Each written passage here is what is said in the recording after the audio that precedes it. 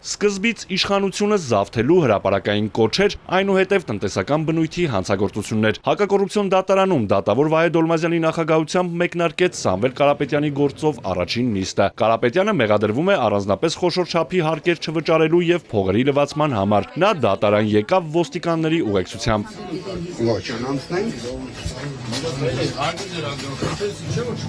Առաջադրված մեղադրանքը Կարապետյանը չի ընդունում։ Պաշտպանները միջնորդել են դատարանին առաջնահերթության կարգով քննել խափանման միջոցի փոփոխման հարցը։ Նախատեսվում է Ուժեղ Հայաստան կուսակցության համագումարը եւ Կարապետյանի մասնակցությունը խիստ անհրաժեշտ է գնահատվում։ Կուսակցության նախագահը 2025 թվականի հունիսի 18-ից դեկտեմբերի 30-ը եղել է բանտում։ Մոտ 4 ամիս էլ տնային կալանքի տակ է։ Թեև նիստը դռնբաց էր, բայց Կարապետյանը չցանկացավ տեսանկարահանել։ Հայտարարեց, որ Ռուսաստանի եւ Կիպրոսի քաղաքացիությունից հրաժարվելու գործընթաց է սկսել, քանի որ վստահ է հաղթանակի մեջ որոշել է հրաժարվել այդ երկրների անձնագրերից։ Ազատություն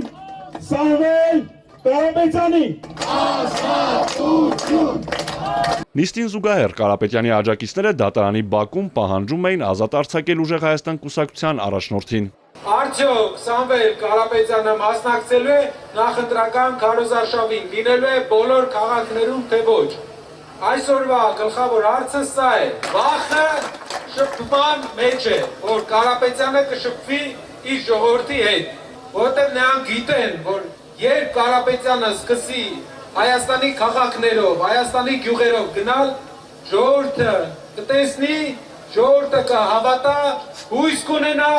եւ այդ հույսը կբերի մեծ փոփոխություն։ Մենք ամեն օր ականատես ենք լինում, թե ինչպիսի ռեպրեսիաներ են տեղի ունենում բոլոր այն քաղաքացիների նկատմամբ, ովքեր ունեն այլընտրանքային կարծիք, ովքեր ուզում են փոփոխություններ Հայաստանի Հանրապետությունում, բայց մեր ժողովուրդը ցույց է տալիս, որ իր քաղաքական դիրքորոշումն արտահայտում է առանց վախի,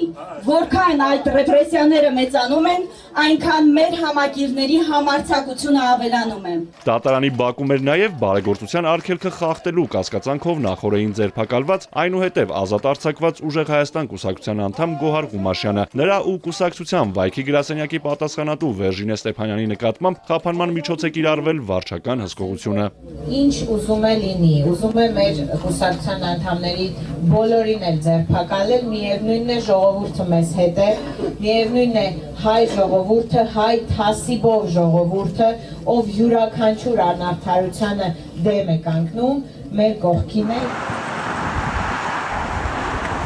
Ոստիկանության գվարդիան Սամվել Կարապետյանի դատի մեկնարկից առաջ մեծաթիվ ուժեր էր կենտրոնացրել հակակոռուպցիոն դատարանի մոտ։ Խափանման միջոցի քննության ընթացքում դատախազը միջնորդեց Սամվել Կարապետյանի տնային կալանքի ժամկետը երկարաձգել եւս 3 ամսով։ Լսելով կողմերին, դատավորը նիստը հետաձգեց առանց որոշում կայացնելու։ Անընդունելի է եւ անհասկանալի է դատարանի մոտեցումն առայն, որ առաջնահերթության կարգով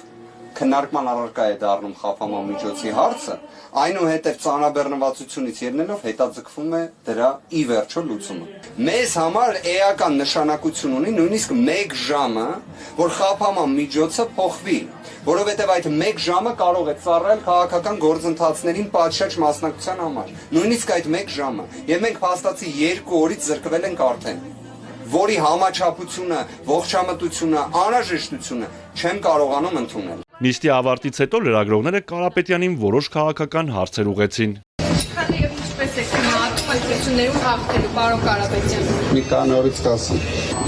Պարոն Կարապետյան, Նիկոլ Փաշինյանն ասում է դուք ինչ-որ մարդկանց ինչ-որ բան եք խոսք տվել, որի պատճառով ունես զրկվելու եք, ինչի մասին է խոսում։ Հաջորդ նիստը ապրիլի 17-ին է։ Արթուր Հակոբյան, Էպիկենտրոն։